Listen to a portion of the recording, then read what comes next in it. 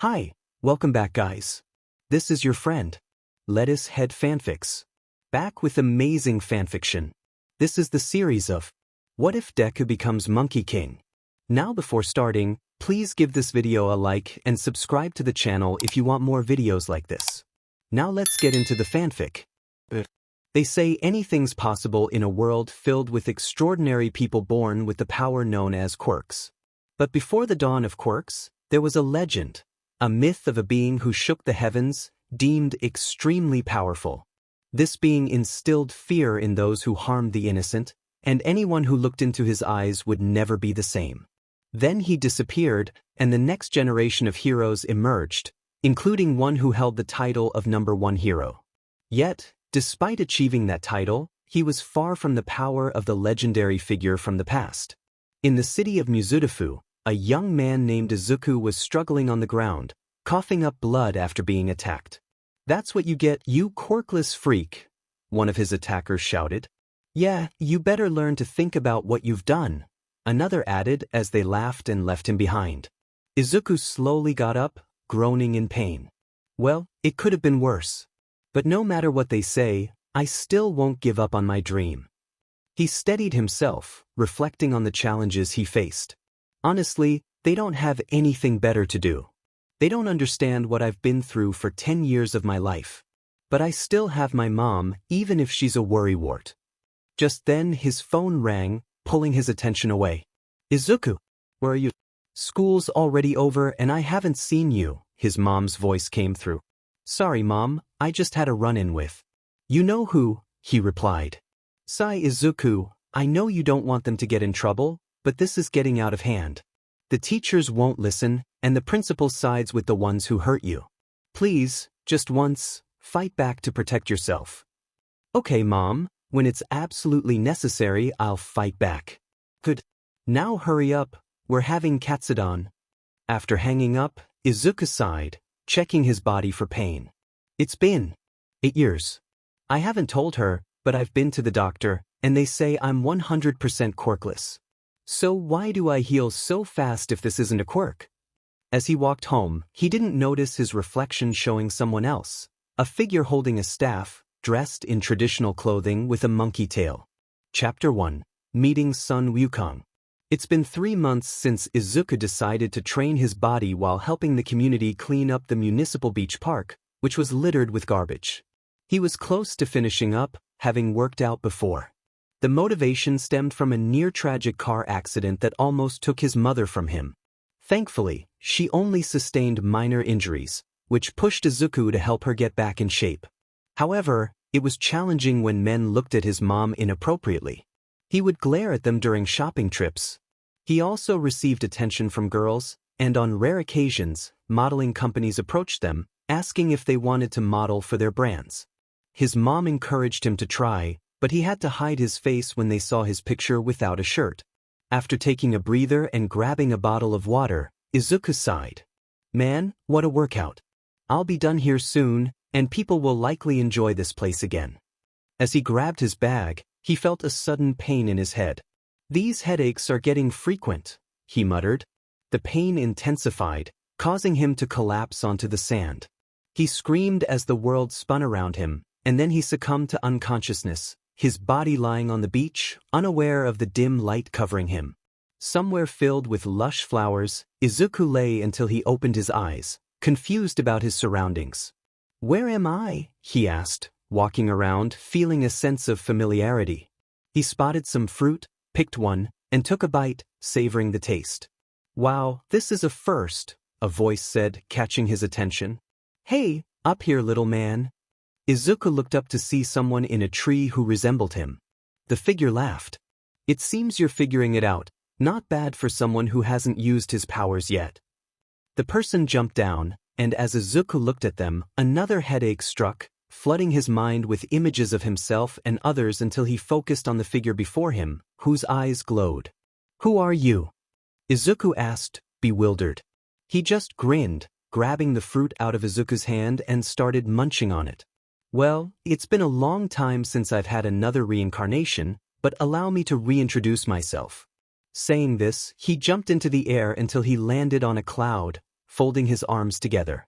I am a being of great talent and power, one who shook the heavens themselves while the creatures from below trembled in fear of what I'm capable of. I go by many names, but I am known as Sun Wukong, the Monkey King. And you, Izuku Midoriya, are destined for greatness as my successor. The sound of his voice caused Izuku to shake, not from fear, but from excitement, as his eyes sparkled with wonder. Months passed quickly, and things were going well for the Midoriya family. Inko Midoriya was a stay-at-home mom, exploring modeling opportunities, while Izuku was busy with school and training, benefiting from the knowledge of Sun Wukong. This month marked something special, with Izuku standing near the gates of UA High. He wore a red t-shirt and a black jacket with a logo of Monkey Fighter, in kanji on the back, paired with long black jeans and sneakers, topped off with black sunglasses. Izuku took a deep breath, a smile on his face. I still can't believe I'm here. I thought it would be a bit bigger, but what the hell? Out of my way, or I'll set you on fire. Katsuki Bakugo shouted, glaring at him as he walked aggressively. Izuku sighed, turning to face him. You know there's space to walk around instead of screaming just because you see me, right? Bakugo stopped, glaring back. What did you just say? I called you a dipstick. You must be hard of hearing, maybe you've finally hit old age. Bakugo's quirk flared up, but he hesitated when he noticed the eyes on him. What's the matter? I thought the great Katsuki Bakugo didn't care if people watched him. Or maybe, you've been caught and can't do anything now that your career is on the line. Izuku couldn't help but laugh at Bakugo's expression, which only made Bakugo angrier. He turned away, and Izuku laughed even harder. Oh man, this is great. He paused to help a girl who was about to fall, making sure she was okay while patting her head, leaving her blushing. It was time for Izuku to reclaim a part of himself, starting with this test. He stretched a bit until he heard someone calling him. You there? Why are you even trying to prove yourself while wearing those clothes? I asked you to change since you didn't take this exam seriously. Izuku sighed, feeling a few pops in his joints. He looked at the young man with a serious expression, causing him to feel a pressure that made it hard to stand. Izuku turned away, releasing the pressure, and saw the large gates opening. He ran ahead, spotting multiple robots approaching, a smile spreading across his face as he removed his sunglasses. Time for this monkey to have some fun. The sound of destruction echoed as Izuku easily dismantled several robots, smirking. Kakakakaka. Are you serious? This isn't even a warm-up. Some examinees thought he was too cocky. Izuku sighed, adjusting his glasses. 6 minutes, 2 seconds left. He glanced at the sky, hearing other examinees gaining points. Honestly, this is just a waste of time. Give me a challenge already. Meanwhile, a voice commented on the situation. A strict time limit and a vast battleground. Nothing quite like it to bring everyone's skills to the forefront. We can gauge their foundational skills through a point system. Suddenly, the sound of a button being pressed activated something large in the area, causing buildings to collapse and examinees to flee in fear. But Izuku stood firm, staring at the massive zero-pointer robot, feeling a rush of excitement. He raised his hand, ready to engage, but paused when he heard someone crying for help. Recognizing the girl he had helped before, he felt compelled to act. With a smirk, he rushed toward her, removing the rubble pinning her down. Without waiting for her to say anything, he scooped her up in a bridal carry and dashed away, narrowly avoiding a giant hand that nearly crushed them. Once they were safe, he laid her down and turned to face the zero-pointer. Wait, what are you going to do? Izuku looked back at her, staring into her eyes with a smile on his face. Nothing much, but that thing will get destroyed, he said. She was confused until he turned back and announced a few powerful words. Come forth, Rui Jingu Bang. As he raised his hand, the ground shook, causing everyone to feel a sense of fear. One observer looked up and shouted, leading to a collective shock when a large object suddenly entered the area and slammed into the zero-pointer, destroying it completely. The test is finally over? Present Mike exclaimed. When the announcement was made, many examinees were still in disbelief, looking towards Izuku, who had a relaxed expression while staring at the girl he had saved. One of the examinees remarked, "Are you all blind?" What he did was to ensure that girl was safe. You had no time left, and your chances of passing were hanging in the balance, yet he leaped into action. If this weren't a big exam, I would have done the same. But wait, that was sort of the test. Go home, leads. I'll take it from here, said a short old lady in a nurse outfit, using a large syringe as a cane and a small one in her hair. Just leave it to me, boys. Here, enjoy some Haribo candies, don't be shy now. Who is she? Someone asked. My oh my, she's a mainstay here at UA, always supporting the academy. Her ability amplifies and speeds up a patient's healing processes.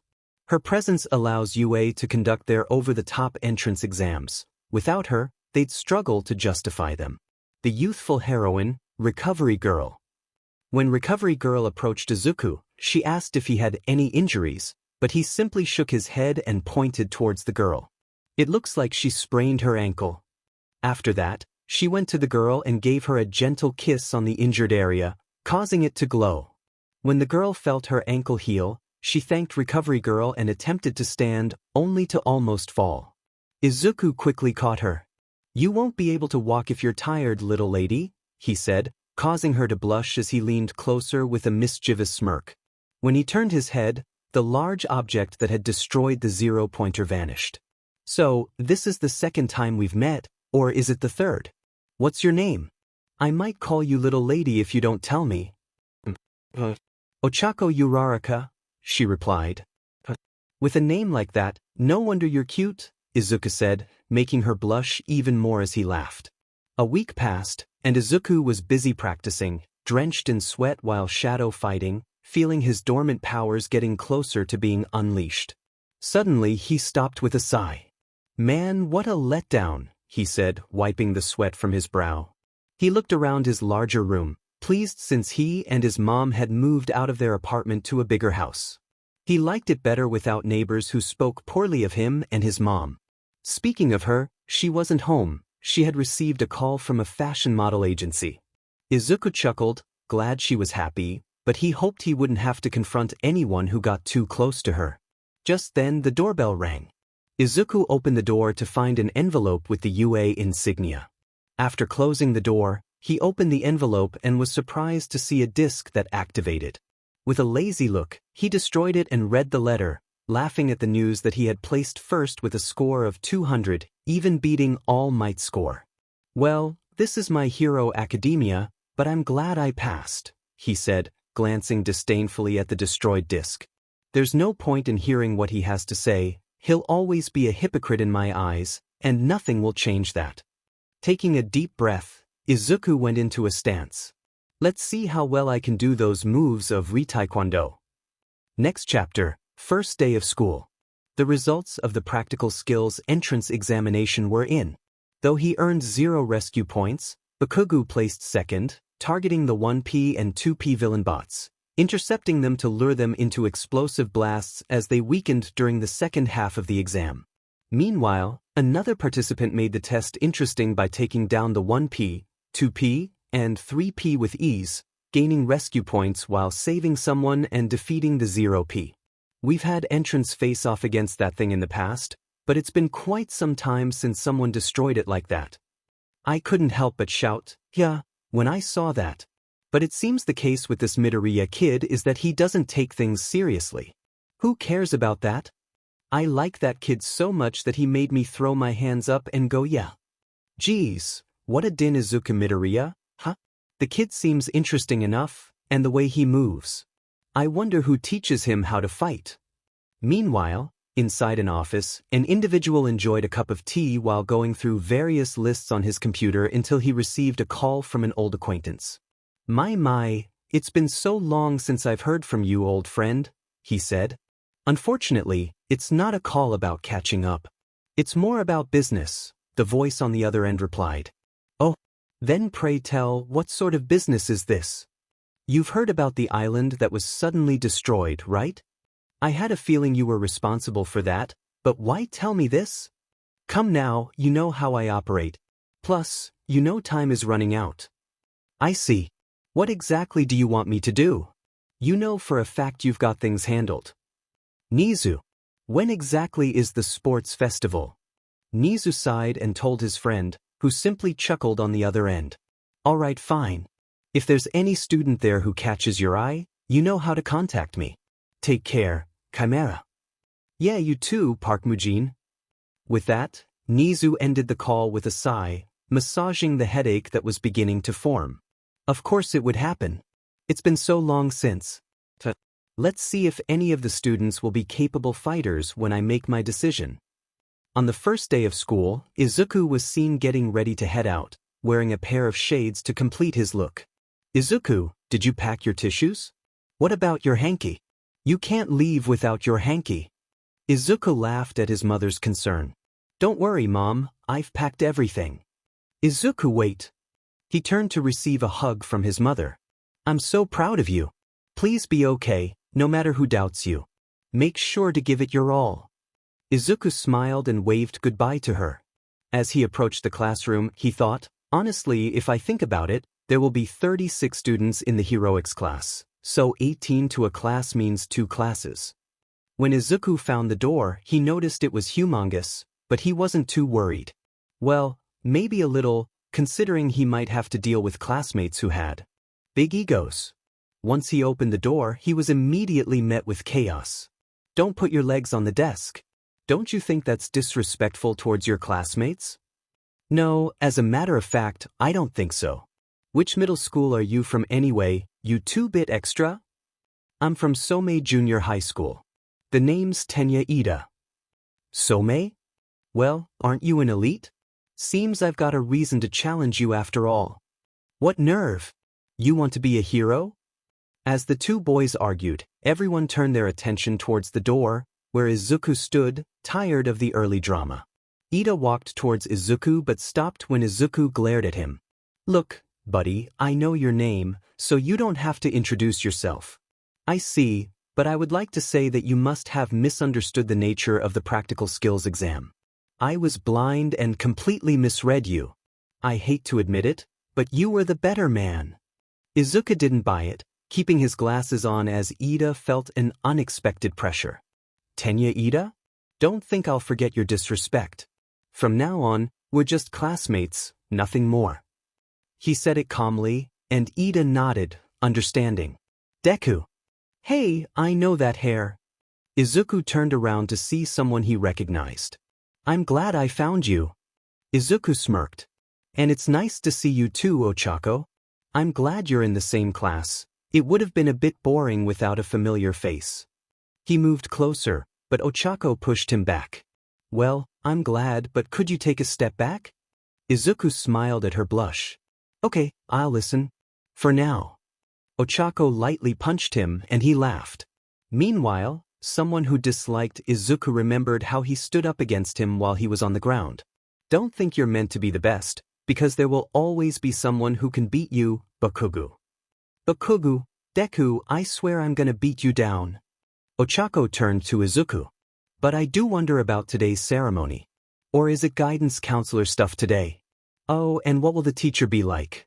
I'm so anxious. If you're gonna be hunting for buddies, do it elsewhere, a voice interrupted. Ochako turned to see a man lounging on the ground. This is the Department of Heroics, he said, taking a sip from his juice pouch. Most of the students wondered who he was as he emerged from his sleeping bag. It took you all 8 seconds to quiet down. Life is short, kids. You're lacking in common sense. I'm your homeroom teacher. The name's Shoyuda Aizawa, but you have to call me Sensei or Aizawa-sensei. It's a pleasure meeting you. The students were surprised to learn he was their homeroom teacher. Aizawa then pulled out what appeared to be uniforms. Wear these immediately and then head to the PE grounds. Once that was said, all the students left. Except for one. Aizawa, you better hurry, kid. I hate when kids are late. Izuku could only smirk at Aizawa, adjusting his glasses slightly. Izuku, whatever you say, teach. Just as Izuku was about to head out, he called out to his teacher. Izuku, oh, and sensei. Please make this interesting for me. He finally left, leaving Aizawa to smirk to himself. Aizawa, this kid, he's really interesting. With everyone from Class 1A outside and wearing their P uniforms, most of them were surprised when their teacher announced they would be doing a quirk assessment test. Ochako, but sir, what about orientation? Aizawa, there's no time for things like that when you want to go pro. If you all understand the school's reputation for freedom on campus, well, that freedom extends to us teachers too. The class fell silent, with Izuku tapping his foot, growing a bit impatient. Aizawa, softball pitch, standing long jump, 50-meter dash, endurance running, grip strength test, sustained sideways jumps, upper body exercises, seated toe touch. These are all activities you know from middle school. Physical tests where you are barred from using your quirks. But enough about that. Bakugo, you placed second in the entrance exam, so how far could you pitch a softball in middle school? When Bakugo heard his placement, he looked annoyed, but when he said his score was 67 meters, Aizawa told him to use his quirk without exiting the circle and not to hold back. Bakugo, fine. I'll show these extras what the future #1 hero can do. Bakugo unleashed his power, and the class was impressed by his score. Awesome! That looks so fun. 705 meters? Unreal. We can really use our quirks now? That's the hero course for you. But Izuku could only sigh. Izuku, fools, you just made it worse. Izuku was right when Aizawa decided to tell them that whoever came last in this test would be judged as hopeless and instantly expelled. This caused the students to be shocked, while Aizawa simply smiled with a hint of seriousness. Aizawa, our freedom means we can dispense with students as we please. So welcome to this. The Department of Heroics. Aizawa's little threat didn't affect Izuku, it only made him tremble with excitement. Ochako, but that's not fair. This is our first day, and having us be expelled is... She stopped talking when Izuku touched her shoulder, looking at her seriously. Izuku, Ochako, I understand you think this is unfair, but life isn't fair to begin with. When it comes to collateral damage, natural disasters, and the destruction caused by villains, we're training to be heroes to restore balance. Aizawa couldn't help but chuckle. Aizawa, I couldn't have said it better myself, kid. You better give it your all. That's what it means to be plus ultra. I expect you to overcome these trials and climb to the top. Ida, the pressure is on us. Oh, this is you's baptism, that no choice but to give it my all. With everyone getting pumped, Izuku simply cleaned out his ears. Aizawa, now then, it's time to step up to the plate. Trial 1, the 50-meter dash. Tenya Ida. Time, 3.04 seconds. Quirk, engine. Ida, for the 50 meters, I had to shift straight to third gear. Aizawa, well, that's him in his element. It's what he'll do for the other trials that interests me. Tsuyu Azui. Time, 5.58 seconds. The other students were next to run. Ochako, I'll lighten up my clothes. Oh, and my shoes too. Ochako Uraraka. Quirk, 0 gravity. Time, 5.49 seconds. Ochako, well, at least that's faster than junior high. Aoyama, nice attempts, mon Amos. Aoyama, but you're just not showing enough panache. Gunshot. Aoyama, let your powers shine. Yuga Aoyama. Quirk, naval laser. Time, 5.51 seconds. Aizawa, testing the upper limits of their powers helps me assess their room for growth. It becomes clear what they can and can't do. When Aizawa said this, Izuku was busy looking forward at the track, where his so-called challenger was on his right side. Bakugo, I'm gonna win this, you hear me, Deku? Izuku didn't respond, he simply yawned. Gunshot. Aizawa, sometimes, pros have to be creative in order to succeed. Bakugo, burst speed. Katsuki Bakugo. Time, 4.13 seconds. Bakugo, my power has more uses than anyone else's in this school. Bakugo, when it comes down to it, that Deku doesn't have a chance of beating me. Izuku could only yawn again, which surprised Aizawa. It was even more surprising when Izuku's performance was close to below average. When it was his turn for the ball throw, he wore a bored expression. The rest of his classmates wondered how he would perform, considering he was the top scorer for the entrance exam. Ida, I wonder what Midoriya will do for this trial. Bakugo, huh? What do you think? He's a quirkless loser. Ida, what? Don't be ridiculous, of course he has a quirk. Didn't you hear what he did to the 0-pointer? Bakugo, what? He looked shocked and confused. Izuku glanced at the ball and sighed, this is a waste of time. Nothing's exciting at all. Let's just get this over with. With a bit of effort, he sent the ball flying, and when it landed, he heard his score, 175.5 meters. Showing no emotion, he started to leave until Aizawa called out, is this how you'll be in this school? Showing no effort, Izuku Midoriya? Izuku stopped and turned around to see Aizawa, his hair floating and eyes glowing. But that didn't faze Izuku, he merely yawned. Are you done yet? Because I know we have a few more trials left. Aizawa used his support gear to try to bring Izuku back, but he vanished, catching the attention of the class. Izuku appeared behind him, smirking. Seriously? Did you think your support item would catch me? I told you before. I wanted you to make this test interesting. Izuku adjusted his sunglasses, revealing his eyes, which had star-like yellow pupils.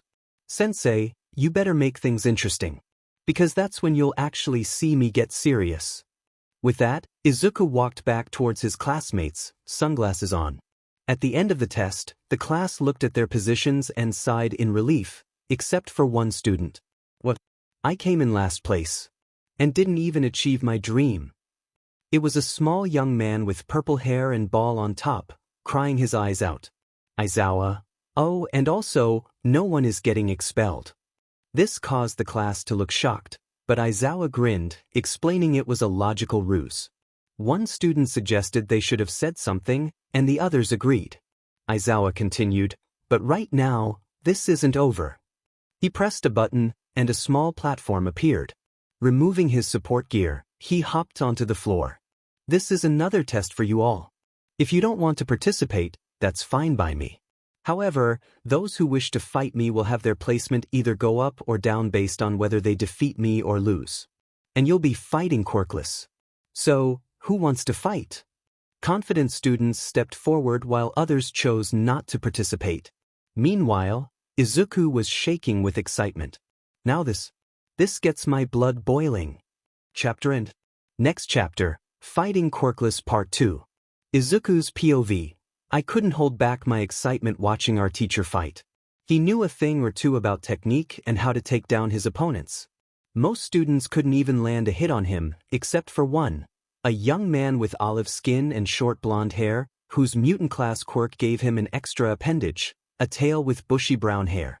That's right, his name is Masahiro Ojiro, I thought. Just when it seemed over for him, he walked away, but I stopped him. I gotta say, that was an interesting fight. Maybe we should spar. Ojiro replied, maybe, but I gotta ask, what type of martial arts do you use?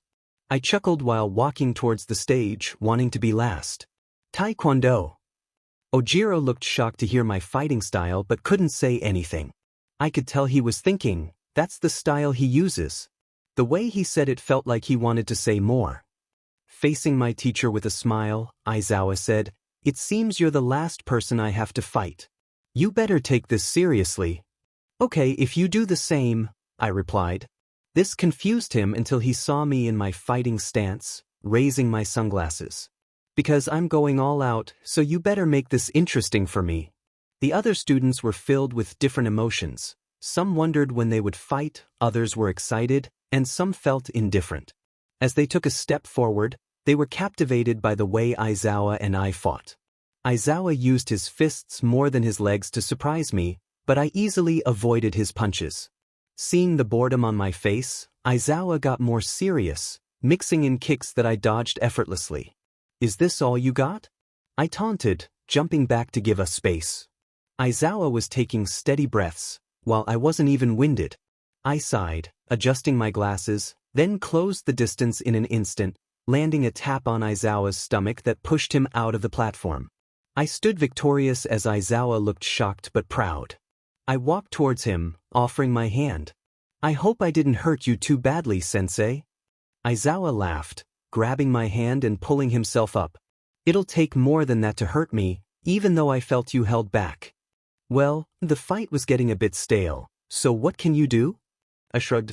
The other students watched as I took first place, which didn't sit well with Bakugo, who clenched his fists.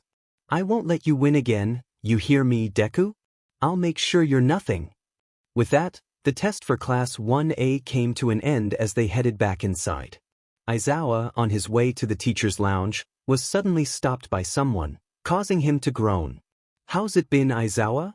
Aizawa, is that all you wanted to say to me? Or were you hoping to ask me something else, considering you were watching my class like a stalker? And in that outfit? All Might, well, I just wanted to see the students I'll be teaching. I have to say, they all look promising. But I was confused about why you fought against young Midoriya so seriously. This got Aizawa to stare at All Might.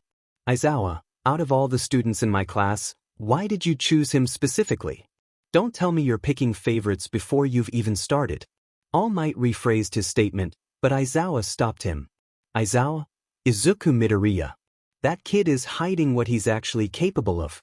He has a lot of potential to make it far in the hero business, and I'll try to help him along with the rest. He then left, leaving All Might alone.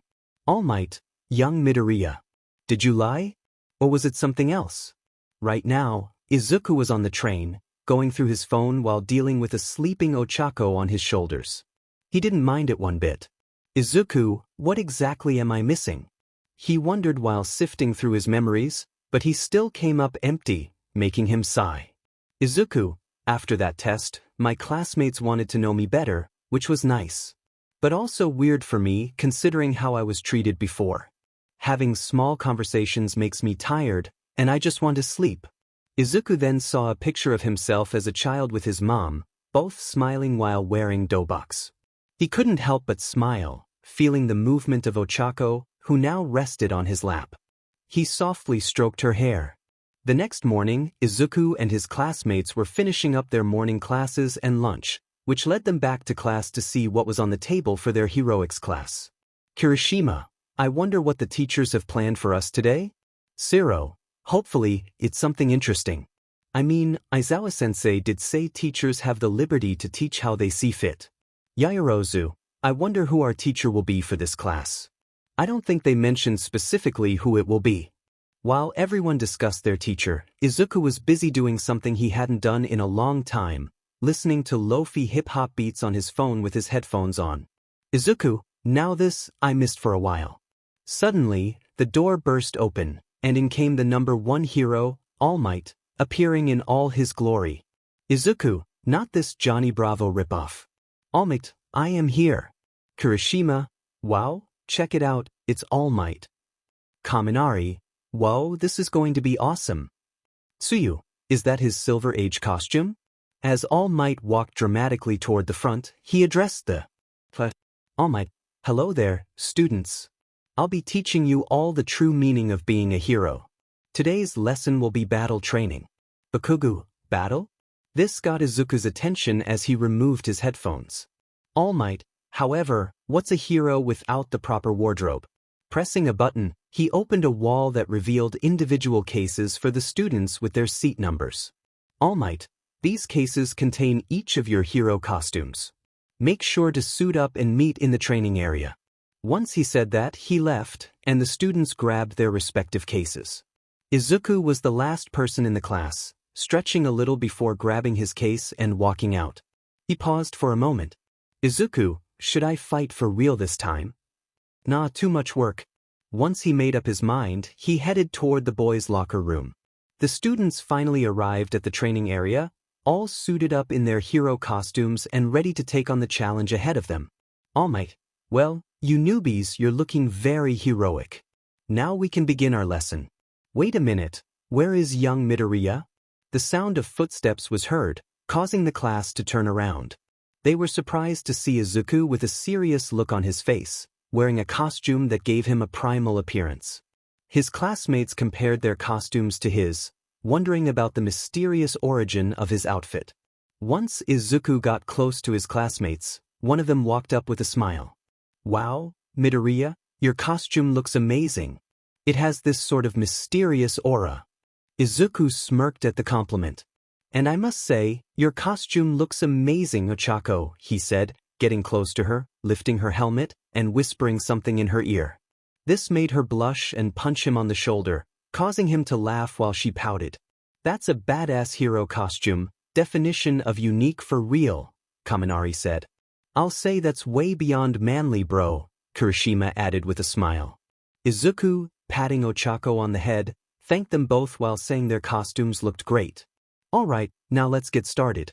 Today, everyone will participate in battle training in teams of 2. One side will be the hero side, while the other will be the villain side. Sensei, how will the teams be organized for this combat session? Asked Tenya Ida, who wore a costume resembling a futuristic white knight. The teams will be in pairs at random. You can't get too comfortable with those you're familiar with, as you won't always be with them on hero duty. While working randomly allows for the formulation of strategies with fellow classmates, Izuku said this with a bored look on his face. All Might appreciated Izuku's answer, but the young man seemed uninterested. I hope this answered your potential question, young Ida, All Might continued. Yes, sir, thank you, Midoriya. That was much-needed advice, Ida replied, but Izuku was busy cleaning out his ears. Alright, the pairs of heroes and villains are already situated. So let's commence the battle training. Team A consists of Ochako Uraraka and Izuku Midoriya, the heroes. Team D will consist of Katsuki Bakugo and Tenya Ida as the villains. The villain team will set the bomb in the building while the hero team waits until it's time to commence. Izuku watched as the rest of his classmates headed toward the different building to observe the upcoming battle. He noticed Bakugo glaring at him, which only fueled Bakugo's anger as he entered the building with his teammate, whom he considered an extra. Outside the building, as Ochako and Izuku prepared themselves, Izuku couldn't help but smile at Ochako, catching her attention. What's got you smiling? She asked. Oh, just thinking how appealing you are, he replied, making her blush. Okay, look, Midoriya, maybe it's better we focus on the battle. We're dealing with Bakugo, whose power can cause damage, and Ida, who can surprise us with his speed. We can't rush them, and we don't know where they'll place the bomb. Izuku's expression turned serious as he stared toward the building. Knowing Bakugo, he won't think about working with Ida. He'll try to end this battle by himself and come after me. Wait, why you? Ochako asked. Let's just say I push his buttons hard enough to set him off track.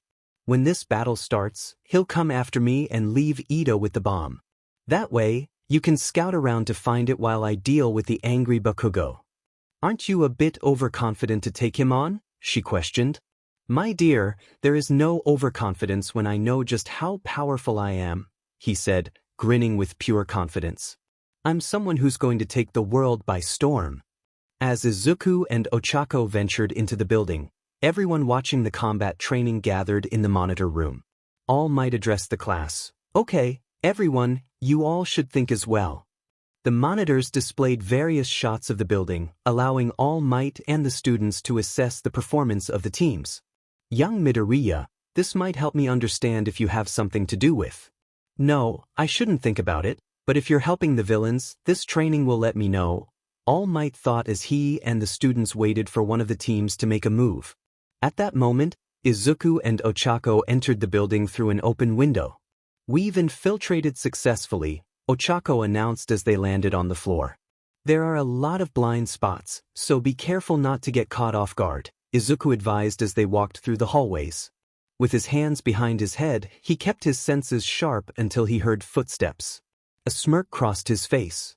Suddenly, Izuku quickly grabbed Ochako and moved out of the way just before Bakugo rounded the corner and blasted an explosion aimed directly at him. The blast hit the wall instead. Uraraka, are you all right? Izuku asked with genuine concern. Yeah, thanks for the save, she replied, dusting herself off as the smoke cleared. Come on, Vedette. Don't dodge. Fight me like a man. Bakugo shouted, swiping his arm through the smoke. Izuku chuckled as he stood up straight. I should have known you'd do that, you prick. A surprise attack from the start? Kirishima exclaimed angrily, punching his fist into his palm. A surprise attack is a strategy too. They're in the middle of a real battle right now, All Might noted, grading the performance. Midoriya avoided it.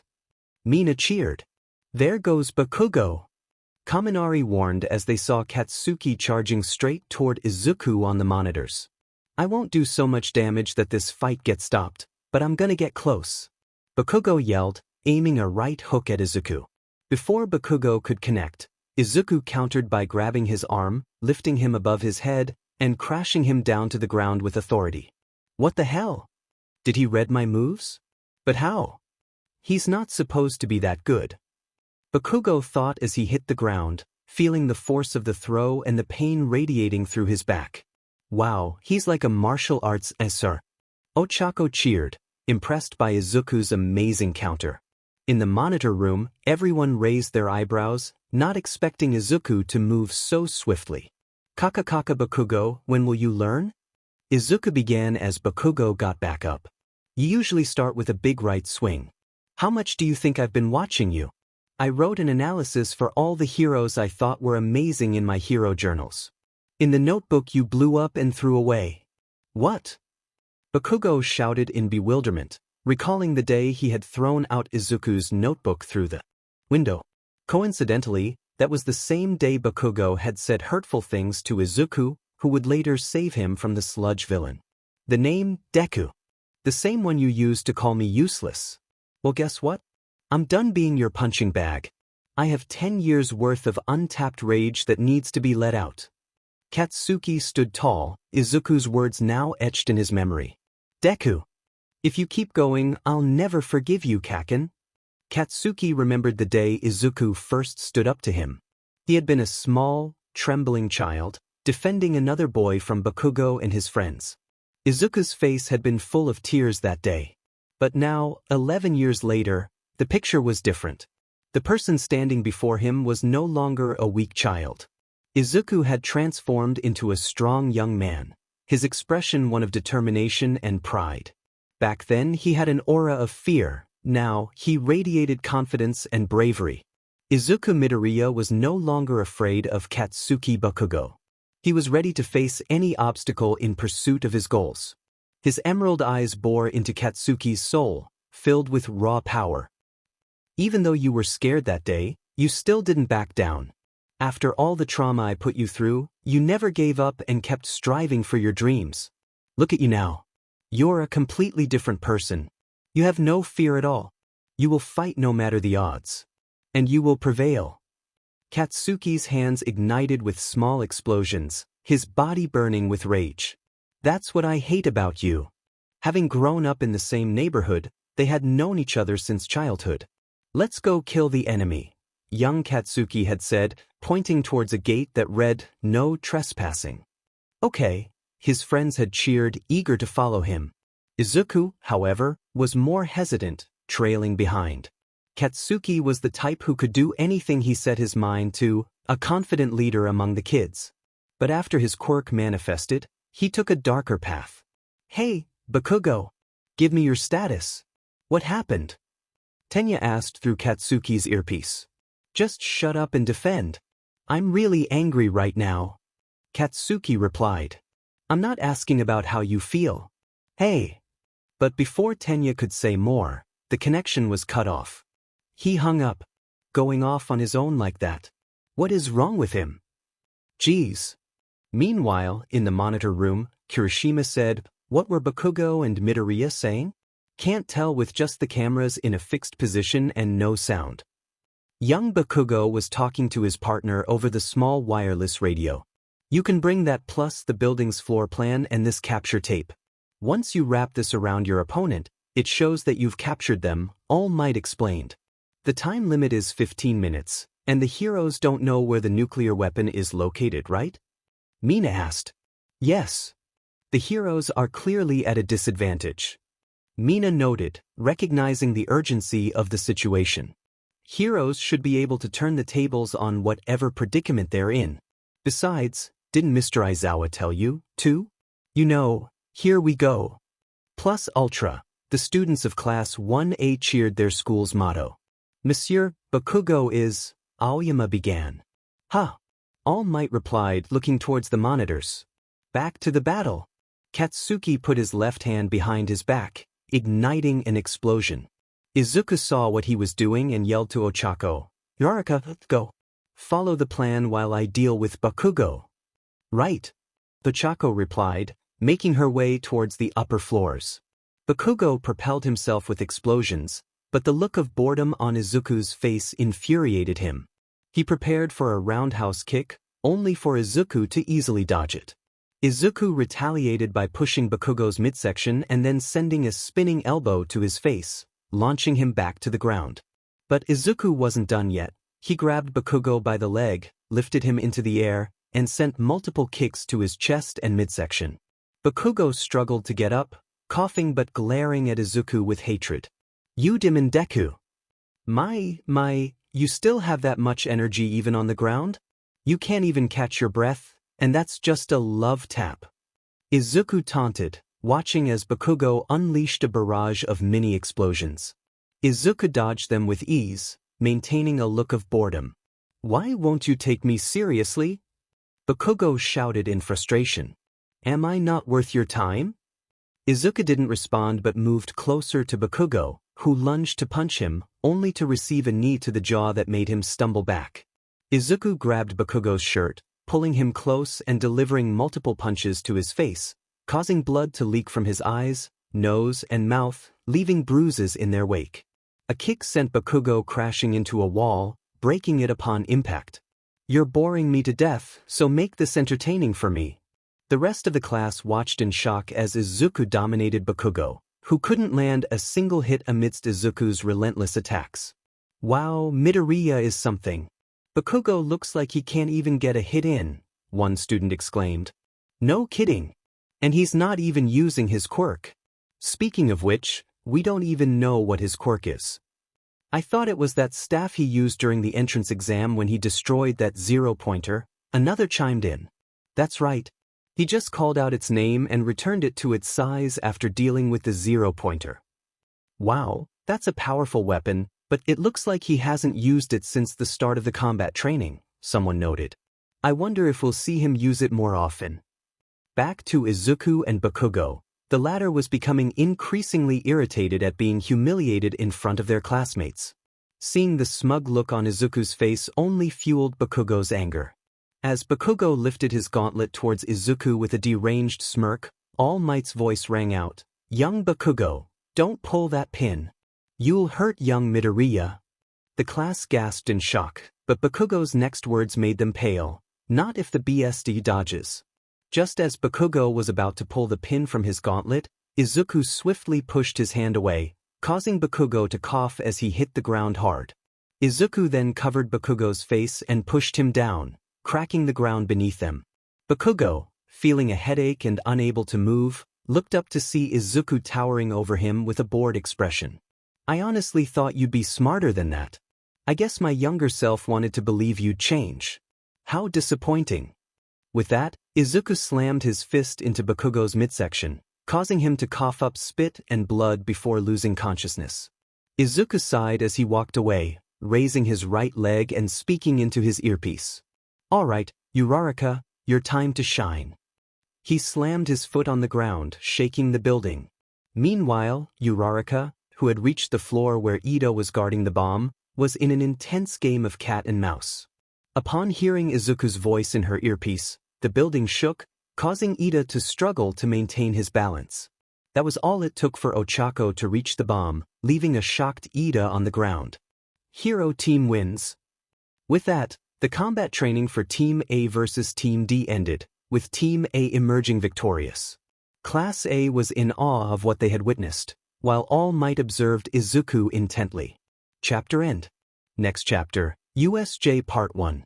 After the battle trial, Izuku was bombarded with questions about his fight with Bakugo. The students gathered their belongings and headed home. Izuku was busy packing up while setting up his phone to listen to music. A few minutes later, he felt like someone was following him, causing him to glance around. He quickly dismissed the thought, sighing, "I'm not in the mood for someone to jump me." "That's Ochako's job," he thought with a smirk as he continued home. A few days later, as Izuku approached UA, he saw a crowd of reporters. The noise from camera shutters and shouted questions irritated him. I know he's the #1 hero, but there's got to be something more relevant to report on. Everyone already knows he's here. What are they going to say? That they saw him on his way to work. The real challenge was getting through the crowd to campus.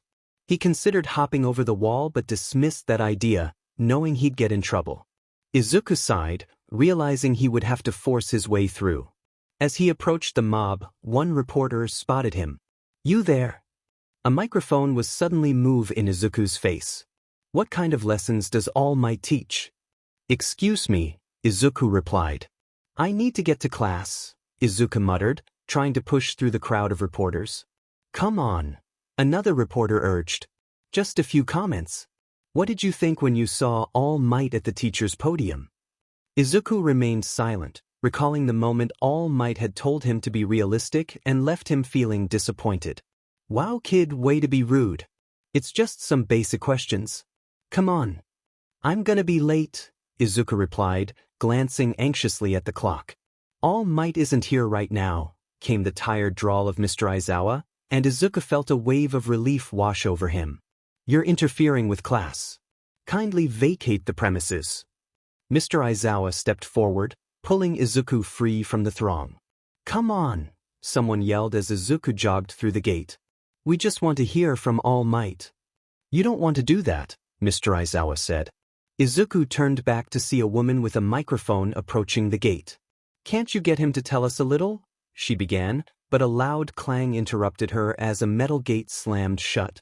The sound echoed, and Izuku couldn't help but whistle at the sight. Some reporters continued talking on the other side, and Izuku's enhanced hearing picked up snippets of their conversation. "That's the UA barrier. Their first line of security," one reporter explained. "What? Are you serious?" the woman replied.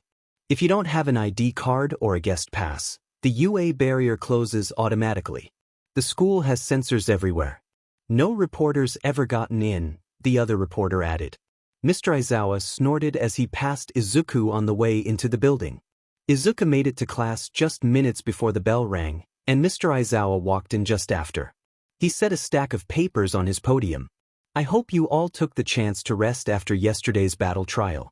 I reviewed your performances and made evaluations. Overall, you mostly did well, but I'd appreciate it if you used more caution in the future. Recovery Girl does not mess around when she's upset about a mass hospitalization. You should also learn how your opponents will use their quirks against you if you know what they are." "Bakugo." Mr. Aizawa's gaze locked onto Bakugo. "Walk me through your thought process for using that attack." Actually, I don't care." Stubby's seats with. Mr. Aizawa's eyes darted to the corner of the room. "Uraraka. Effective immediately. And Yaoyorozu, move up a spot. It looks weird with an empty desk there.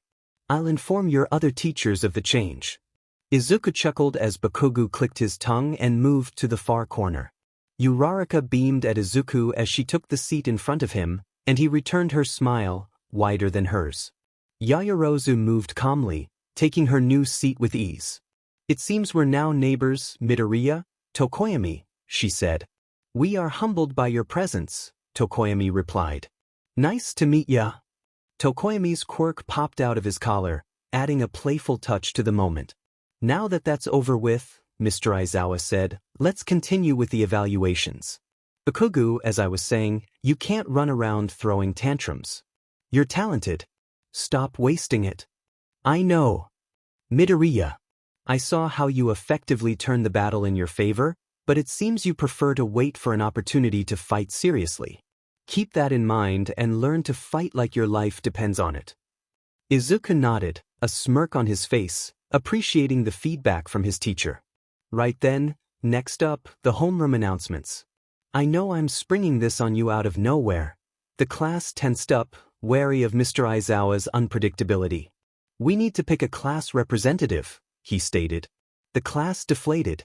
"Oh, thank God, something normal," Kaminari sighed.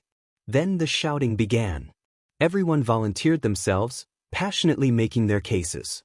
Izuku struggled to hear individual statements over the noise, but he noticed Koda with his arm raised high, even though he wasn't saying anything. This isn't a normal school, Izuku thought. This was UA's heroic department. A class representative would have mundane duties, but it also indicated someone fit to lead a group of heroes. It was a position that could jumpstart any student's career. That's quite enough. Ida called out, his voice commanding attention. The role of class representative carries great responsibility. You cannot claim you deserve the role simply because you want it. This role requires trust. Therefore, the only method that can adequately determine our representative is through a vote. Izuku refrained from pointing out that Ida had his own hand raised, volunteering just as enthusiastically as everyone else. We barely know each other, Kero, Ajui said. Yeah, won't everyone just vote for themselves? Kirishima added. Exactly. Ida replied. Anyone who earns multiple votes has proven they are capable leaders in such a short time. Is this acceptable, Mr. Aizawa?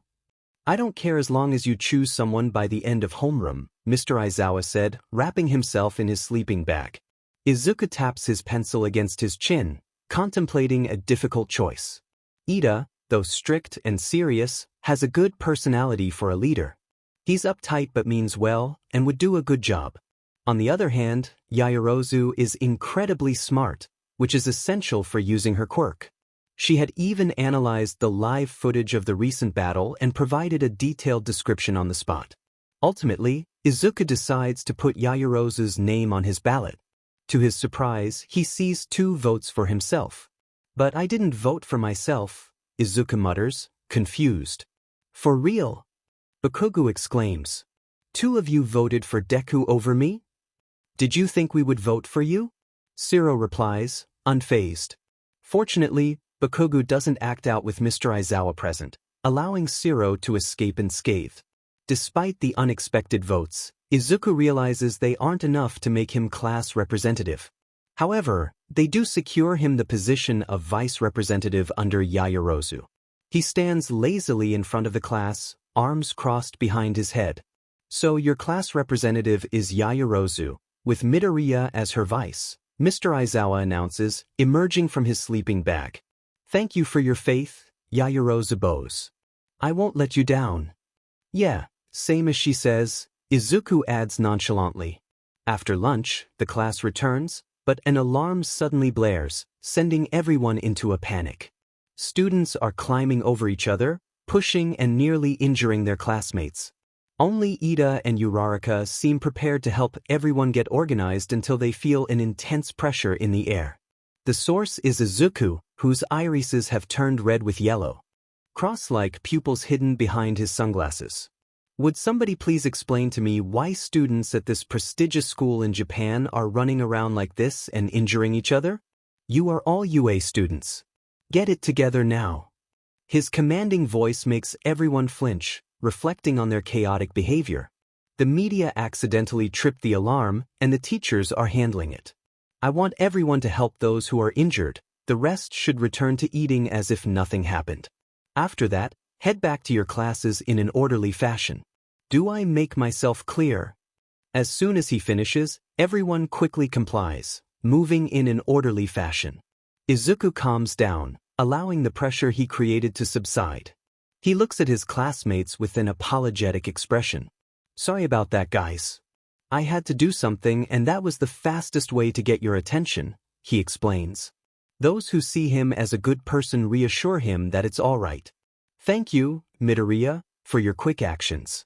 I was a bit late in addressing the situation, and I'm glad you're my vice president, Yaoyorozu says with a smile, to which Izuku smirks back. But I'm sure you would have thought of a brilliant idea, Yaoyorozu.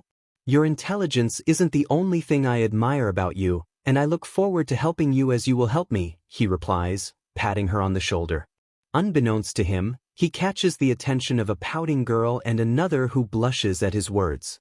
Later, Izuku finds himself on the roof of the school, observing the teachers and principal discussing matters below. He squints, feeling a tremor of excitement. Oh man, I'm getting excited, something's going to happen and I can't wait, he says with a smirk, unaware that his shadow has changed, resembling a tail and holding a staff, mirroring his energetic demeanor. As the class prepares to depart for the USJ building, everyone settles on the bus, chatting amongst themselves. Izuku, wearing his PE uniform instead of his hero costume, has fallen asleep with his glasses on, engaged in image training to sharpen his moves. Suddenly, he feels a gentle poke. Tsu, the frog girl, is trying to get his attention. Removing his glasses, Izuku greets her with his signature smile. "Yes, Azui, how can I help you on this fantastic day?" he asks, causing the other girls in Class 1A to be mesmerized by his charm, though they can't quite understand why. "Well, I was just wondering. Please call me Tsu. I'm usually pretty blunt, so I have to ask, what exactly is your quirk? 'Cause from what I've seen, it seems you have more than one." This caught the attention of the class, including Aizawa, who was also curious. Izuku stared at her for a moment, scratching the back of his head. Well, that's a pretty good question, Tsu.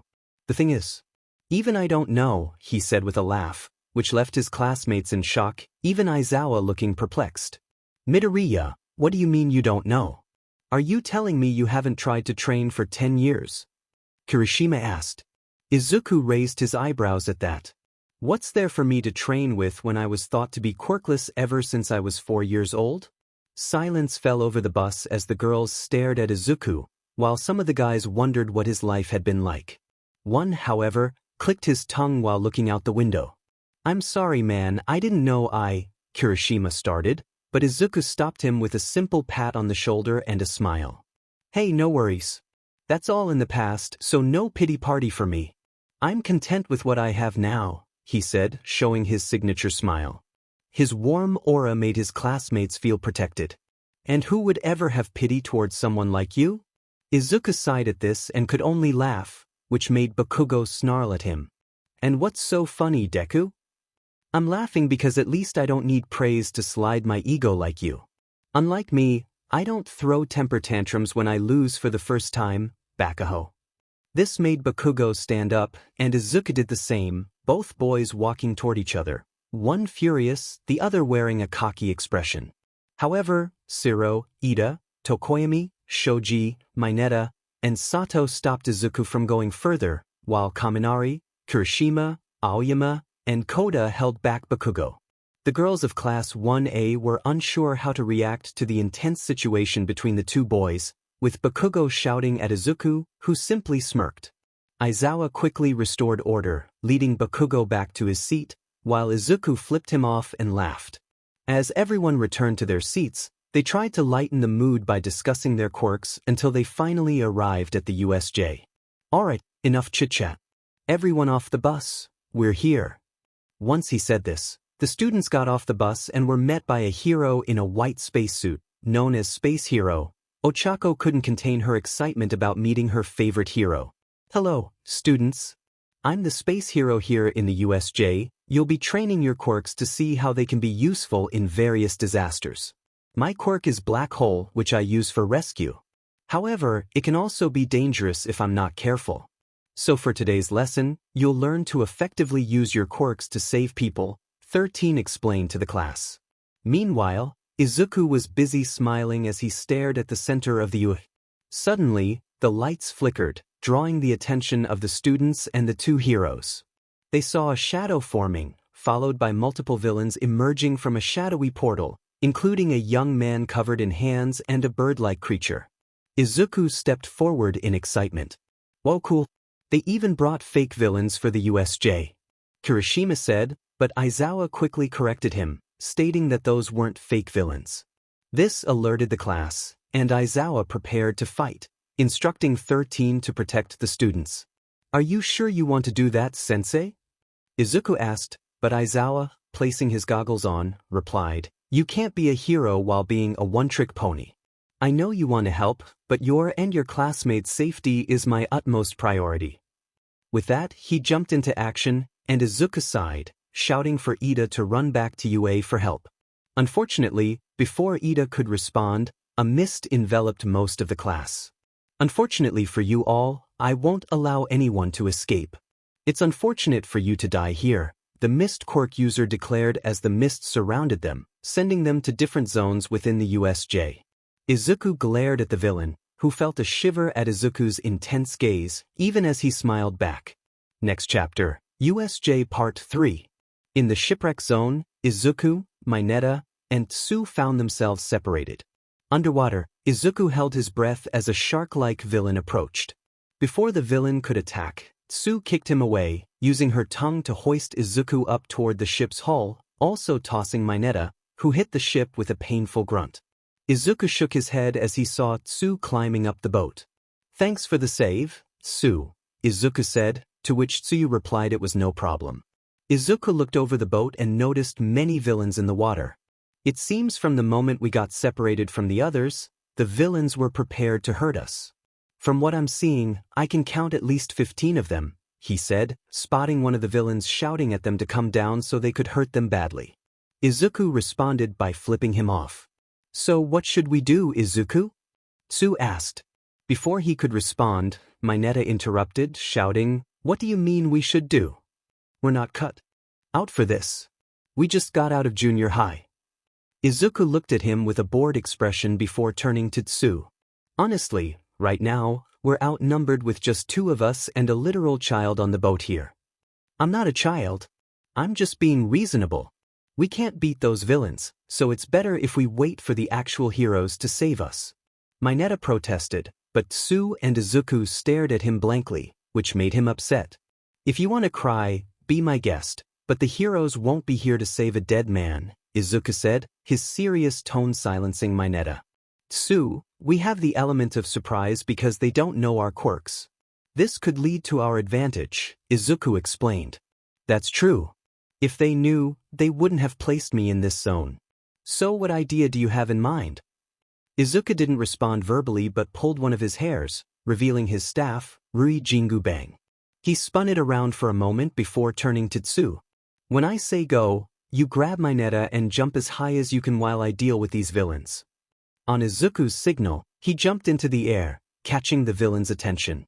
He then sent his staff towards the water, causing it to sink, which made the villains laugh, until Izuku smirked and shouted, "Extend!" The water rippled as the staff grew in length, height, and width, surprising the villains. Their surprise turned to fear as Izuku used his strength to stir the water, creating a whirlpool that pulled the villains in, causing them to collide with each other. Once he saw that the villains were no longer a threat, Izuku shrunk his staff and turned to Tsu and Mineta, who were in awe of what he had just done. Meanwhile, in the main plaza, Aizawa was still fighting the villains, using their own attacks against each other. He moved unpredictably, causing them to strike one another. However, a villain covered in hands approached Aizawa, leading to a fierce battle. Aizawa attempted an elbow strike, but the villain caught it, smirking behind the hands obscuring his face. "Impressive," to raise her head. "As expected from the hero who lurks in the shadows, but your hair gives it away when you have or haven't activated your quirk." Aizawa kicked him away to create some space, but the damage was done. His elbow was slowly crumbling from the villain's touch. Despite this, Aizawa continued to fight. Suddenly, a fog formed near the hand-covered villain. "My apologies, Tamura Shigaraki. I failed." One of the students got outside and is on his way to retrieve backup, the mist villain said to Shigaraki, who was visibly agitated. "Kurojiri, if it wasn't for your quirk being so useful to me, I would have killed you this very instant," Shigaraki snapped. Kurojiri apologized, but Shigaraki was unconcerned and ordered his creature, Nomu, to kill Aizawa. Nomu obeyed, appearing behind Aizawa and slamming him to the ground, breaking his right arm. Aizawa attempted to erase Nomu's quirk but ended up with his left arm broken, causing him to scream in pain. Shigaraki reveled in Aizawa's suffering and commanded Nomu to finish him off. Just then, Nomu was suddenly kicked away, revealing Izuku, who radiated pure anger. "Tsu, Mineta.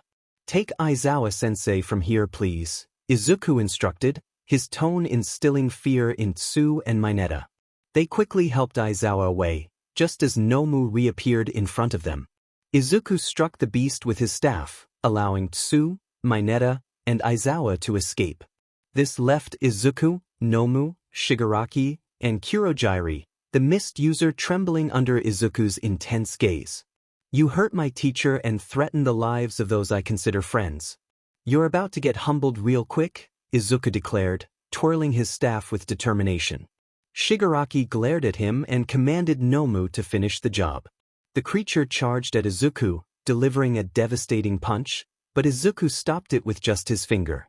He then unleashed a flurry of punches to Nomu's abdomen, followed by a roundhouse kick to its leg and a knee to its face, causing it to stumble back before being slammed with a powerful punch, propelled like a stone skipping across water. The Nomu roared in defiance and attacked Izuku, who clenched his staff, his eyes shifting with determination. "Bring it on!" Shigaraki screamed at the Nomu to defeat Izuku, his voice echoing throughout the USJ facility. The Nomu disappeared in a burst of speed, aiming to catch Izuku by surprise. However, Izuku's keen instincts allowed him to track the monster's movements, leading to a fierce battle of strength. Thunderous blows echoed across the facility as the two combatants clashed, appearing evenly matched. Yet, Izuku maintained a look of calm as he countered the Nomu's strength, refusing to let the creature overwhelm him. Meanwhile, Mineta and Zi carried their injured teacher, Aizawa, upstairs to join Ochako, Mina, Koda, and Shoji, who were tending to the wounded. "Oh my god, Tsuyu!" Ochako exclaimed as they rushed to help Aizawa. He watched the battle unfold, recognizing that Izuku was holding back more power than he was currently displaying. The rest of the students looked on in awe as they witnessed their classmate fighting the Nomu on even ground, seemingly unfazed and not even using his weapon.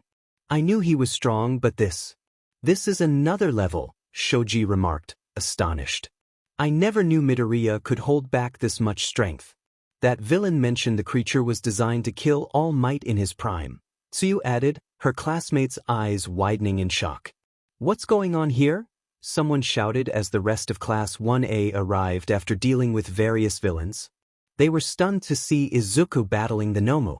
"Wow, Midoriya's going blow for blow with that monster," Kirishima exclaimed, witnessing Izuku's powerful kick that pushed the Nomu back, followed by a slam of his staff that cracked the ground. "How strong is he? Did anyone know he had this much strength?" Shiro asked, watching as Izuku delivered a series of kicks to the Nomu's hip, ribs, and face, causing visible damage. Bakugo clenched his fists in frustration, seeing Izuku fight with such composure and power. "How can this be? You weren't supposed to be better than me." As the fight continued, Shigaraki grew increasingly nervous, realizing that this mere student was giving the Nomu a serious challenge. Izuku glared fiercely, his fists clenched as he unleashed more powerful punches, creating a wind pressure that pushed the villains back. "Expand Yui!" he shouted, and his staff grew in size as he charged at the Nomu, striking with renewed vigor. His classmates and the conscious villains watched in awe as Izuku's attacks became faster and stronger, fueled by the power of his past lives. He smirked and laughed, fully immersed in the fight. The students of Class 1A were astonished, while Bakugo seethed with anger. Aizawa, witnessing Izuku's true strength, was left in disbelief. "Just who exactly is this? I've never seen anyone like him in all my time at this school," he muttered. "One thing's for certain, he's in a league of his own," Kaminari remarked. "All we can do now is trust him to win or at least stall until Ida arrives with backup," Shoji added.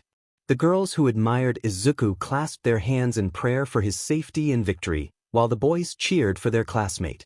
As Izuku continued to fight, he sensed the Nomu nearing its limit. He jumped, causing Yui to shrink back to its normal size, and unleashed a flurry of lightning-fast kicks, leaving afterimages in his wake. He then delivered a powerful punch to distract the Nomu, following up with a series of devastating low kicks that echoed throughout the building. Unbeknownst to him, his eyes turned ruby red, pupils resembling stars but black in color. He moved faster than the Nomu's regeneration could keep up with, delivering solid strikes that shattered the creature's defenses, leaving it paralyzed from the pain. "This ends now. Expand Yui," he shouted as he enlarged Yui for everyone to see, showcasing a strength that could rival any strength user. Izuku twirled Yui around and sent it hurtling towards the paralyzed Nomu at a speed beyond human comprehension. Upon impact, the Nomu was blasted away with such force that it generated winds strong enough to form mini tornadoes. Class 1A ducked for cover, holding onto anything nearby to protect Aizawa, and as the wind settled, the direction where the Nomu had been blasted revealed that the creature remained motionless. The attack had prevented it from regenerating or using its shock absorption abilities, which had been neutralized long ago. Izuku sighed, still in his stance, his pea shirt torn and revealing his upper body. He glanced across at Kurogyari and Shigaraki, the latter scratching his neck in irritation and disbelief at the turn of events. No. This wasn't supposed to happen. You was supposed to kill All Might. NIT, you ruined our plans. Kurogyari, get us outta here now. Shigaraki yelled, and Kurogyari enveloped them both in mist as they made their escape. Shigaraki glared at Izuku. Don't think this is over, hero. We'll be back, and But before he could finish, Izuku blitzed towards Shigaraki and kicked him into the portal, smirking. Just shut up and run, he called out, laughing as the villains disappeared. At that moment, the doors burst open, revealing a tired Ida and the staff heroes from UA. I've brought the backup, Ida announced, astonished to learn that Izuku had taken care of the main villains. He instructed the heroes to assist Aizawa and 13 and get them to Recovery Girl. Izuku shrank Yui and tucked it behind his ear, his eyes returning to normal. In the aftermath of the battle, Izuku was both reprimanded for his recklessness by his friends and congratulated by many in Class 1A for his bravery. The class was given a day off from school due to the incident, and Izuku waved goodbye to his friends, heading home unscathed. A few days later, the staff at UA reviewed the security footage that had survived. They saw Shigaraki and the other villains infiltrating USJ, including the moment one of them teleported the students to various zones within the facility. The footage revealed the Nomu, a creature said to rival All Might in his prime, as it brutally incapacitated Aizawa. Just then, Izuku appeared, serious and determined, engaging the Nomu in battle. The staff watched in awe as Izuku showcased his ability to change the size of his staff, matching the Nomu's strength and ultimately defeating it, prompting Shigaraki and Kurogyari to retreat. Mike was the first to speak up, impressed by Izuku's displayed skill. He's more than meets the eye, he noted. Midnight added that it was remarkable given Izuku's applications stated he was quirkless, yet he performed feats unimaginable for someone without powers. Vlad King suggested that Izuku might have a power not registered as a quirk. The principal pondered the implications, thinking, with strength like that, it's a good thing he chose to be a hero. Who knows what could have happened if such power were used for evil?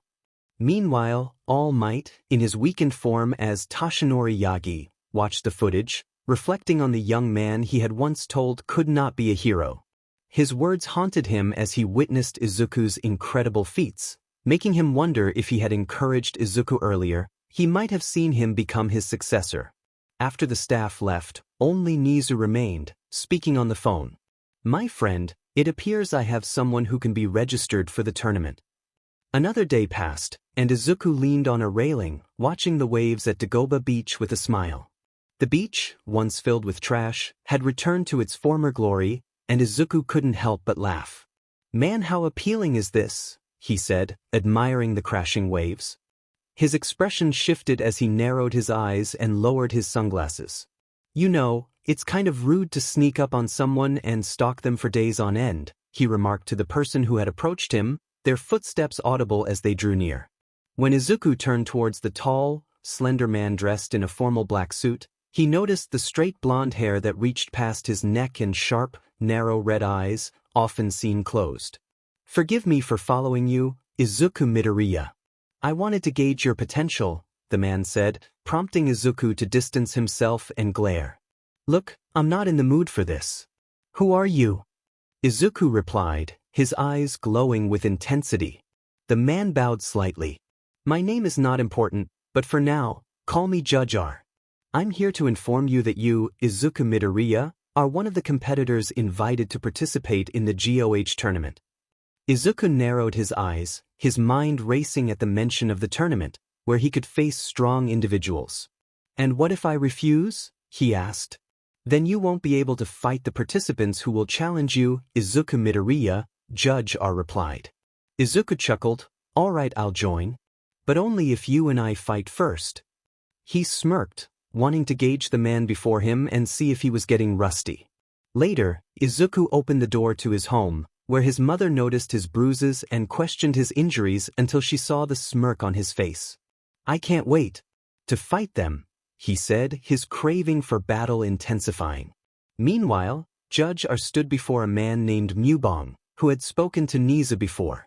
Mubong laughed when he heard about another young teenager participating in the tournament and questioned how Judge R had sustained a broken arm. That night, a young Korean man named Han Dae-wi was introduced as a constantly tired boy working 2 jobs to pay for his terminally ill friend's hospital bills, much to his friend's dismay. Pushed to the edge by bullies at school, Dae-wi displayed his strength and was invited to the GOH tournament by Judge Q. A young Korean girl named Yumira was also introduced as a clumsy girl who often fell for strong guys. Her boyfriend Minseo Seo, the strongest boy in school, confronted Choi Music and a group of thugs. Minseo urged Mira to flee for her safety. After being attacked by some thugs, Mira returned with their defeated bodies, chastising Minseo for not being able to handle them himself. She then defeated the remaining thugs, impressing Judge O, who offered her a chance to participate in the GOH tournament, which she gladly accepted. As the UA High Sports Festival concluded, Izuku Midoriya was about to achieve something even greater, and no one would be able to stop him. Chapter end. Next chapter, Sports Festival Part 1. Izuku was busy, so busy that it was important to him for a long time, sleeping in class with his shades on while leaning in his seat. After a few days since the USJ incident and receiving an invitation to the upcoming tournament, Izuku listened to his classmates discussing the recent events. Hagakure complained about not standing out in the news compared to others. The class talked about the USJ incident, the media's response, and how impressive their teachers were. Ida aggressively walked forward, ordering everyone to take their seats. The students wondered who would teach the class since Aizawa was still supposed to be in the hospital. The door opened to reveal Aizawa, looking disheveled. The class freaked out, expressing concern over his early return. Aizawa dismissed their worries, stating their fight wasn't over and announced that the UA Sports Festival was coming up. Excitement washed over Izuku at the mention of the festival, and a glint of mischief sparkled in his eyes as he glanced at a few strong classmates who could provide him with a challenge, even if just for a moment. Kaminari and others questioned the timing of the event so soon after an attack, but Aizawa explained it was the school's way of showing they were still in control. He emphasized the importance of the sports festival for scouting and future job opportunities. Jair joked about Kaminari being stuck as a sidekick. Aizawa delivered a rousing speech about the one chance they had each year to get noticed by popular agencies, urging them not to procrastinate before dismissing the class. After he left, the students excitedly discussed their first big step toward becoming professional heroes. Hagakure spoke to Ojiro about her longing to stand out. Aoyama went on one of his signature self-assured spiels, demanding Koda agree with him at the end. Kaminari complimented Shoji on how easy it would be for him to stand out, which led to Jair taking another jab at Kaminari. Izuku tried to mute Ida's voice, as the young man was fired up about the festival and how excited everyone else was, only to be interrupted by Ochako, whose intense expression radiated determination. Mineta wondered aloud about the source of Ochako's mood change, earning him another tongue slap. Ochako attempted to rally the rest of the class, with mixed results. Later at lunch, Izuku asked why Ochako wanted to be a hero and was surprised to hear her answer, "For the money." "That's something," Izuku said with folded arms as Ochako apologized for her seemingly ignoble goal. Ida, who overheard, assured her there was nothing wrong with wanting to provide for herself. Ochako explained that her family owned a construction company that wasn't doing well, leaving them with very little money. Izuku realized that Ochako could use her quirk to help the company if she had a license, which she had considered. This led to a flashback of a young Ochako telling her parents she wanted to help them. In the flashback, her father encouraged her to focus on her own happiness. The memory faded, and Ochako stated her intention to earn money as a hero to ensure her parents could live without worry. Ida was so impressed with her reasons that he started applauding for her in the middle of the hallway, and Izuku shared his admiration. As school ended, Izuku found himself back at the beach, reminiscing about how, after lunch, many girls in his class would talk to him or stay close to feel his warmth. He didn't mind it, though he sensed jealousy from 2 boys in Class 1A. He shook his head as he walked along the sandy beach, listening to the waves and smelling the salty air, which reminded him of carefree days spent running on the beach with his mother. The thought brought a smile to his face. 2 weeks until the sports festival begins. I could give them a handicap. Oh, this will be so fun, he said, letting out a cackle of excitement. 2 weeks passed, and the day of the annual sports festival finally arrived.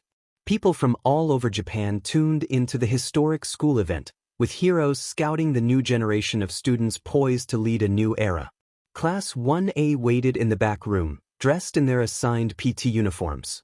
While they had their hero costumes, it wouldn't be fair to wear them since not all courses had designated outfits. Man, it SCKS we can't wear our hero costumes. I really wanted to show them off, Mina said, disappointment evident on her face. Mina, I understand how you feel, but it wouldn't be fair to the other courses if we were the only ones getting special treatment, Momo replied, trying to console her. And besides, it's not all about looking the part. This is our chance to prove ourselves to the heroes watching so we can get internships, Ochako added. This is so manly. We're actually going to perform in front of all of Japan, Kirishima exclaimed. Dude, I'm not gonna lie, I'm pretty nervous about that. This could determine our whole future, Kaminari admitted, shaking slightly. Siro placed a reassuring hand on his shoulder. Relax, man. No point in sweating over it. As long as we do our best, that's what matters at the end of the day, Siro said. He's right. As long as we prove why we deserve to be here, the results shouldn't have any long-term consequences, Ida chimed in, moving his hands robotically. While everyone chatted, Izuku, wearing his iconic shades, rested with his eyes closed, a bit of drool escaping his mouth. His sleep was interrupted when Shoto Todoroki hovered over him. Is there something you need, Todoroki? Izuku asked, raising an eyebrow. Todoroki looked at him critically. From what I've observed at UA, it's clear you're strong. In fact, you're close to being on par with the top 10 pro heroes. Izuku scratched the back of his head, curious about where this was going. It's because I'm here to declare war and to best you in this sports festival. Shock rippled through the students as Todoroki declared war on Izuku. Kaminari exclaimed, "Oh ho?" A declaration of war from the strongest kid in the class. Kirishima tried to calm the situation, but Todoroki insisted he wasn't there to play nice or make friends. As Izuku stood up, his classmates caught a glimpse of the excitement in his eyes, a smirk forming on his face. I didn't know you were the funny type, Todoroki, Izuku said with a laugh, which made Shoto narrow his eyes, not finding anything amusing. Izuku plucked something from behind his ear and summoned his staff, stabbing it into the ground. He twirled around it and landed on top, balancing himself as he flexed his body into an arch while looking down at Todoroki. You're funny. And because of that, I accept your declaration. But don't mistake my aloof nature for kindness. If you really want to take me on, then you better give it your all, and that includes everyone else, Izuku said, his eyes shining and his grin widening. Todoroki glared at him, but Izuku met his gaze with determination and a hint of mischief. Kirishima chimed in, Hey Midoriya, you don't need to, but Izuku cut him off as he landed back on the ground. Look, Kirishima, we're here to show the crowd what we're made of. During this festival, we need to give our all, facing each other to see who will come out on top. Izuku clenched his fist and pointed it toward Kirishima with a smile. And I won't be holding back as long as this festival continues. I'm doing this to win. Kirishima stepped back, smirking at Izuku's intensity. Just then, the rest of Class 1A heard it was time to start. Everyone, it's time for us to head out. Let's show the world why we're here to be heroes. Ida announced. Yeah, the class responded, making their way toward the entrance. Izuku shrank his bow staff and placed it behind his ear, stretching a bit.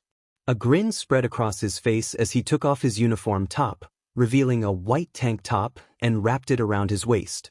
All right then, time to show the hero world what I'm made of, he said, following his class. With each step closer to the entrance, Izuku was determined to prove that hard work and determination could overcome even the most talented prodigies. Todoroki, you better give me a challenge. And I haven't forgotten about you, Bakugo. You better reclaim that broken pride of yours and prove to me our little battle was just the beginning, Izuku thought as he approached the bright light, ready to face the challenge ahead with courage. Victory was the only thing on his mind. On several giant monitors hanging above the stands, Present Mic appeared on screen. Hey! Are you all ready? A loud cheer from the crowd made the hero smile brightly. Excellent! It's time for this year's high school festival you all know and love to get started. You excited for this too, mummy man? How'd you talk me into this? Aizawa's tired voice came over the broadcasting system. The first-year students are about to take the stage. Give them all a loud welcome. Another loud roar from the crowd drew attention as long lines of students began to enter the arena. First up, we have our hero course, 1A and 1B. These young warriors overcame a villainous attack. If there was anyone to watch for, it would be this group of rising stars. Present Mic announced as cameras panned over the group, excited to see what these students were capable of. After them, those who shouldn't be underestimated, because they are just a victory away from joining their fellows. They are General Studies, classes 1C, 1D, and 1E. Following them, the Support Course, classes 1F, 1G, and 1H. And last but not least, the Business Course, classes 1I, 1J, and 1K. Present Mic continued as the rest of the freshman classes entered through their respective tunnels. While the reception for the other classes wasn't as intense as for the hero course, they still received the cheers they deserved as students of the foremost hero academy in Japan. Man, I feel like we're just here to make those guys look better, one of the general studies students said. I'm not really feeling it, another replied. Izuku couldn't deny that the dull announcement left a bitter taste in their mouths. As the first years gathered on stage, Izuku looked over the crowd, feeling the energy. Time for the players' pledge, a feminine voice shouted, catching the attention of the first years. Many of the boys blushed as they saw the attractive woman on stage, WP in hand, with a sultry smile. And this is this year's chief umpire for the first-year tournament, the R-rated hero, Midnight. Present Mic introduced her, while whispers spread through the stands. What about the principal? Someone asked. He's always at the third-year stage, every year. What is Midnight-sensei wearing? Isn't it a bit revealing? Kirishima asked, his face turning as red as his hair. That's the R-rated hero for you. Kaminari replied with a grin. Is it really okay for her to conduct the events of this tournament, even though she is not wearing clothes appropriate for the scene? Tokoyami wondered. Yes. Mineta exclaimed, giving him a big thumbs up. While everyone talked, Izuku observed the teacher. Smash, Izuku thought, slightly smirking. Quiet, everyone. Midnight yelled. Today, before the first round is selected, we will have the speech from the student representing the first years. He placed first in the entrance practical exam. She pointed her WHP towards a certain boy. Izuku Midoriya of class 1A. Come up and give your opening speech. As that was heard, some of the students in class 1A looked over to Izuku, who was scratching the back of his head and shrugged his shoulders as he started walking towards the podium. With each step, he pondered what he should say since this was a first for him. You didn't tell your class about the speech, did you? Present Mic asked Aizawa, making sure not to be heard over the intercom. Aizawa didn't respond. Instead, the bandaged-up man shrugged, which was all the answer Mike needed. Classic Shota, Mike muttered in amusement. Meanwhile, Izuku approached the mic, clearing his throat before speaking. Well, I'm not sure what to say except for this, and no matter how much you think you can reach me, you'll only be second best as I'm aiming higher than ever. I'm gonna win. You're all stepping stones for me to reach number one. With that, Izuku gave everyone his signature grin, his canines sharpened and his eyes glowed.